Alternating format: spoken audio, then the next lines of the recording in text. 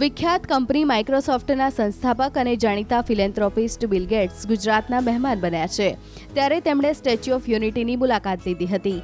સરદાર પટેલ સાહેબની સૌથી ઊંચી પ્રતિમા અને સરદાર સરોવર નર્મદા ડેમ નિહાળી તેઓ અચંબિત થઈ ગયા હતા. મુલાકાત બાદ તેમણે વડાપ્રધાન નરેન્દ્ર મોદીના નેતૃત્વમાં થયેલા આદિવાસી વિકાસ, મહિલા સશક્તિકરણ અને આર્થિક વિકાસની સરાહના કરી હતી.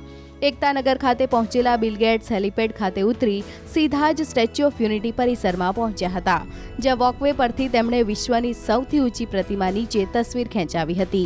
બાદમાં તેઓએ સ્ટેચ્યુના પ્રદર્શન ખંડની મુલાકાત લીધી હતી. અહીં માર્ગદર્શકો દ્વારા બિલ ગેટ્સને આ પ્રતિમાનું નિર્માણ કેવી રીતે કરવામાં આવ્યું તે અંગે જાણકારી આપવામાં આવી હતી. સાથે જ આઝાદી બાદ દેશી રજવાડાઓના વિલીનીકરણમાં સરદાર સાહેબની ભૂમિકા અને તે બાદ એક ભારતના નિર્માણની ગાથા પણ બિલ ગેટ્સને જણાવવામાં આવી હતી. તત્પશ્ચાત તેઓ વ્યુઇંગ ગેલેરીમાં પહોંચ્યા હતા. ત્યાંથી તેમણે સરદાર સરોવર ડેમનો અદ્ભુત નજારો નિહાળ્યો હતો. આ ડેમના નિર્માણથી ગુજરાત, રાજસ્થાન, મહારાષ્ટ્ર અને મધ્યપ્રદેશને મળતા પાણી ઉપરાંત વિદ્યુત ઉર્જાના ઉત્પાદનની જાણકારી તેમને આપવામાં આવી હતી. વિખ્યાત કંપની માઇક્રોસોફ્ટના સંસ્થાપક અને જાણીતા ફિલેન્થ્રોપિસ્ટ બિલ ગેટ્સ ગુજરાતના મહેમાન બન્યા છે. ત્યારે તેમણે સ્ટેચ્યુ ઓફ યુનિટીની મુલાકાત લીધી હતી. સરદાર પટેલ સાહેબની સૌથી ઊંચી પ્રતિમા અને સરદાર સરોવર નર્મદા ડેમ નિહાળી તેઓ અચંબિત થઈ ગયા હતા. મુલાકાત બાદ તેમણે વડાપ્રધાન નરેન્દ્ર મોદીના નેતૃત્વમાં થયેલા આદિવાસી વિકાસ, મહિલા સશક્તિકરણ અને આર્થિક વિકાસની સરાહના કરી હતી. એકતાનગર ખાતે પહોંચેલા બિલ ગેટ્સ હેલીપેડ ખાતે ઉતરી સીધા જ સ્ટેચ્યુ ઓફ યુનિટી પરિસરમાં પહોંચ્યા હતા, જ્યાં વોકવે પરથી તેમણે વિશ્વની સૌથી ઊંચી પ્રતિમા નીચે તસવીર ખેંચાવી હતી. બાદમાં તેઓએ સ્ટેચ્યુના પ્રદર્શન ખંડની મુલાકાત લીધી હતી. અહીં માર્ગદર્શકો દ્વારા બિલ ગેટ્સને આ પ્રતિમાનું નિર્માણ કેવી રીતે કરવામાં આવ્યું તે અંગે જાણકારી આપવામાં આવી હતી. સાથે જ આઝાદી બાદ દેશી રજવાડાઓના વિલીનીકરણમાં સરદાર સાહેબની ભૂમિકા અને તે બાદ એક ભારતના નિર્માણની ગાથા પણ બિલ ગેટ્સને જણાવવામાં આવી હતી. તત્પશ્ચાત તેઓ વ્યુઇંગ ગેલેરીમાં પહોંચ્યા હતા. ત્યાંથી તેમણે સરદાર સરોવર ડેમનો અદ્ભુત નજારો નિહાળ્યો હતો.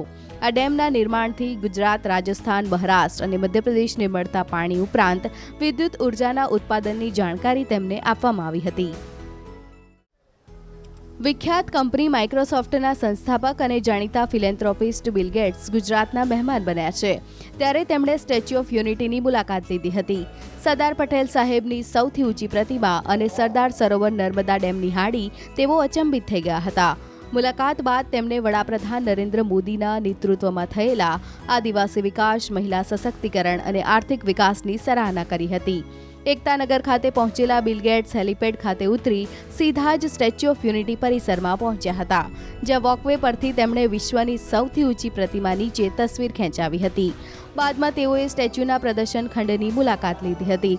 અહીં માર્ગદર્શકો દ્વારા બિલ ગેટ્સને આ પ્રતિમાનું નિર્માણ કેવી રીતે કરવામાં આવ્યું તે અંગે જાણકારી આપવામાં આવી હતી. સાથે જ આઝાદી બાદ દેશી રજવાડાઓના વિલીનીકરણમાં સરદાર સાહેબની ભૂમિકા અને તે બાદ એક ભારતના નિર્માણની ગાથા પણ બિલ ગેટ્સને જણાવવામાં આવી હતી. તત્પશ્ચાત તેઓ વ્યુઇંગ ગેલેરીમાં પહોંચ્યા હતા. ત્યાંથી તેમણે સરદાર સરોવર ડેમનો અદ્ભુત નજારો નિહાળ્યો હતો. આ ડેમના નિર્માણથી ગુજરાત, રાજસ્થાન, મહારાષ્ટ્ર અને મધ્યપ્રદેશને મળતા પાણી ઉપરાંત વિદ્યુત ઉર્જાના ઉત્પાદનની જાણકારી તેમને આપવામાં આવી હતી.